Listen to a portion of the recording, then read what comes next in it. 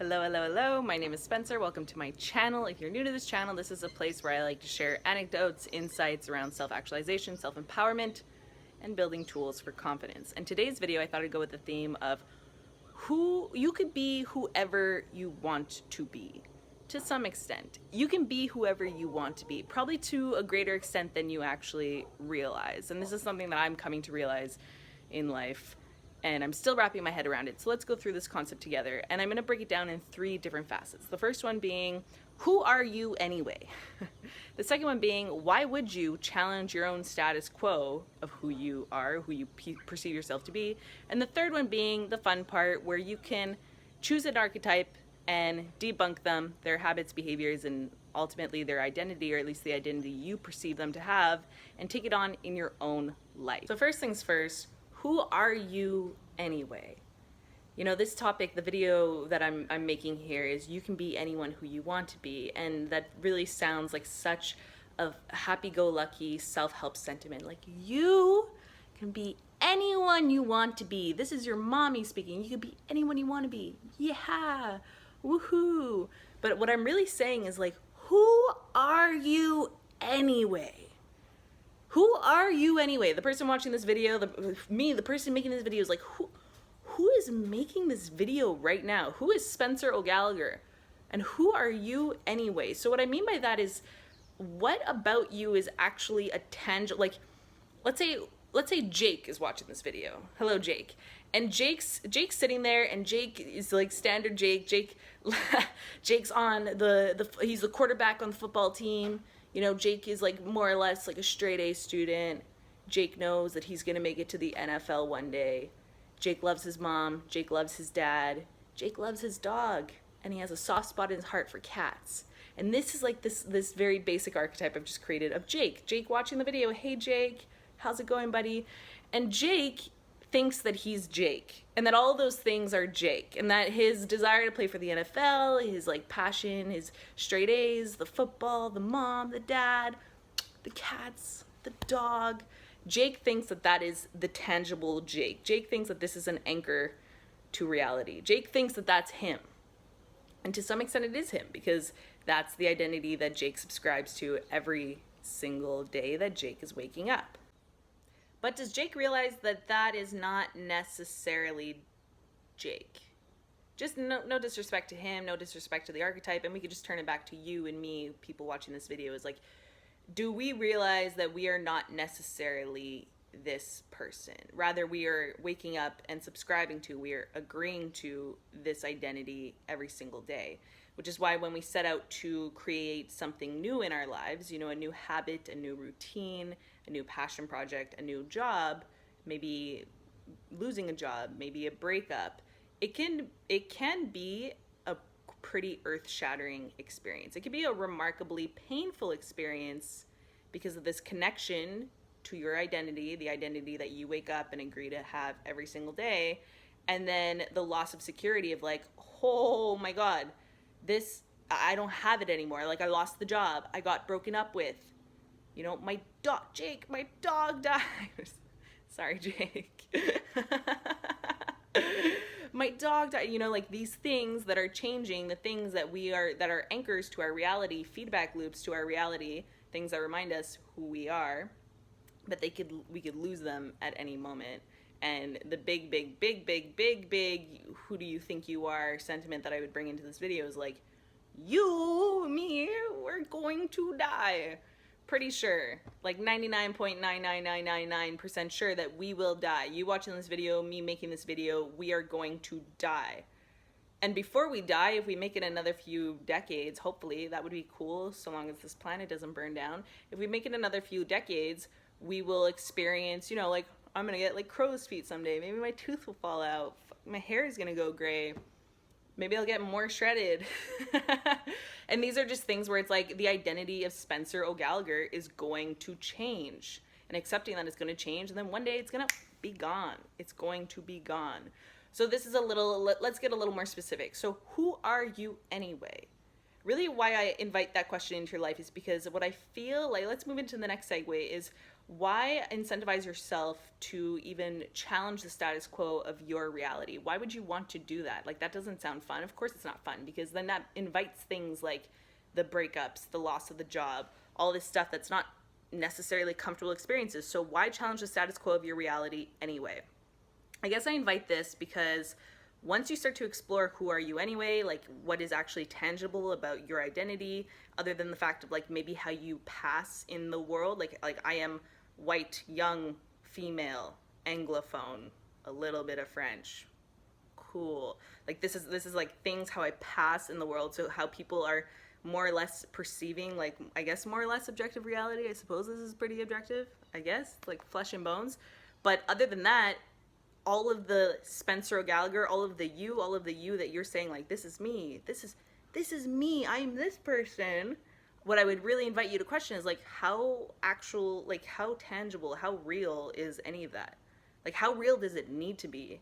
And why incentivize asking these questions in your life is because if you're someone like me, you probably possibly have things that you're subscribing to in your plethora of behaviors, attitudes, thoughts, the whole narrative of you, which aren't actually serving you. So the beauty is once you can invite questions like, who am I anyway? Like, do I need to be this person? You know, these questions of really you're investigating your reality. You're investigating how valid your reality is or how malleable your reality is. Once you start asking these questions and investigating who you are, and that maybe it's not all that it seems, you can then look at things within yourself. Again, I'll go back to me, like I have anger problems, or I have previous experience with anger problems. There's like serious pain body rage attacks that I'll get depending on different stimuli. This is something that happens in my life. It's not the best. It's not very comfortable, and I feel like I lose myself in these moments because the anger, the emotion is so big, and then whoever is around me has to deal with that, me not dealing with myself. And that really sucks. I don't like that. That's not cool. And then here I am sitting and I'm like, that does suck. I don't like that. The anger. What is that anger? Why is that anger there? What about that anger needs to be there? Is that a reality that I need to subscribe to? Do I need to be reacting in anger depending on certain situations and therefore hurting myself and hurting people around me who I love? Do I need to be doing that? Does that need to be me? I'll say right now that is me, but does that need to be me? Who am I? Does that need to be me? Who am I? I'm just flesh and bones. I'm a bag of flesh that takes a shit and pisses and watches Netflix. Do I need to be this monkey that's reacting angrily around people I love? And then going through this cycle, it's like, fuck no, I don't. Are you kidding me? Do I need to be behaving in a way where the consequences are hurting myself and people I love? And also the surges that ultimately don't serve me in any way whatsoever, because anger is only a tool that you need in very rare occasions and not the places where I use it. No, I don't need to be that. Which finally brings me to the third and final little segue here is deconstructing whoever you want. You can be whoever you want to be. So whoever you want to be, it's possible that you could be that person. And it's super simple. Super simple. Maybe you could put your own spin on it. You know, we're just like going along for a journey in this video. And what it is basically imagining the archetype. And there's maybe that person out in the world right now who exists, or like 3 people out in the world who you could see you look up to them. How you perceive them, which by the way is probably not even how they perceive themselves. Whoa. It's not even how they perceive themselves, but how you perceive them. You perceive someone you look up to, someone who you think like that's like they have good character, you know, they're strong, they're someone I admire. And to even put that distance between yourself and that person puts them on this pedestal where it's like you're basically saying to you, whoever you are, you're saying to you like, take a seat, like this person's rocking it, you know? And then you get in this little fanboy, fangirl mindset where it's like you're looking at these archetypes, you're putting them on a pedestal for whoever you perceive them to be, and you're putting a distance, you're putting like a wedge between you and that potential reality and saying, you know, that's not me, that's them. They're so cool. And I know what that feels like because I'm the biggest fangirl of so many people. I really am. I'm also a big fangirl of my own channel. uh, and I totally know what that feels like. And what I'd invite you to do is throughout these questions of like, who are you anyway? Is your reality even a tangible thing? Like, is it even real? Does it need to exist? And then segueing into like why, like once you're asking those questions, why would you be incentivized to challenge your reality, is because then you can begin to deconstruct and remove that wedge between a reality that you would actually want to be occupying, a reality that you actually want to subscribe to. You remove the wedge, create the archetype in your mind's eye, create it right now, and make a decision. I can be that person, more or less, but I can try to occupy that reality. I can become that person. Because although you might think like, no, I can't be that person because I have this whole story, the whole story of me, the whole story of me, the history of me, who made me who I am today, and that's who I am today. Again, I would invite you to be like, question that. Is that like your history, your story, your narrative, maybe the victim story, the triumph story, the story of you, Jake, the story of you hitting the home run or whatever they do in football, the story of you, Jake, the story that got you here. You're holding on to that. You're holding on to that with your life force to say like, I have to be Jake. I have to be this person. It has to be me. You're like, basically you're a crazy person. You're clawing at something that isn't real. It's obviously I'm gonna have to make future videos deconstructing this idea in the future because it's like my thoughts aren't all there. I'm exploring this concept. It's very fresh, but it's like, it's blowing my mind. It's like, it's not real. It's not real. It doesn't need to be real. The story of you, like for me, I can think of like my childhood pain and some of the suffering and isolation that I felt, you know? And if I chose to stay subscribed to that reality the way my head was working up until like 14 years old, I would not be making this video right now with a huge smile plastered on my face in Iquitos, Peru. No. I would be doing exactly what I was doing back when I was choosing that narrative for myself, choosing to live in that headspace for myself, choosing to be that person. Not consciously because I was a kid, but choosing to be that person was basically just like I am sad, I am worthless, no one likes me, I don't like me, you know, and that was the world I was living in, but that really fucking sucked. So again, with the fruit, like the fragile reality, like clawing onto that reality, I decided to try to claw onto a new reality and aggressively try to recreate myself, which is a whole other story in itself, to which after all of these twists and turns, finally I realized like I could just let most of that go, including the attempt at clawing into a new reality when I was trying to change myself. Even that was like way too try hard, way too forced. I could just let most of it go and just investigate like, who am I? Cool. I seem to be this person. I seem to like being this person. I seem to like being subscribed to this reality.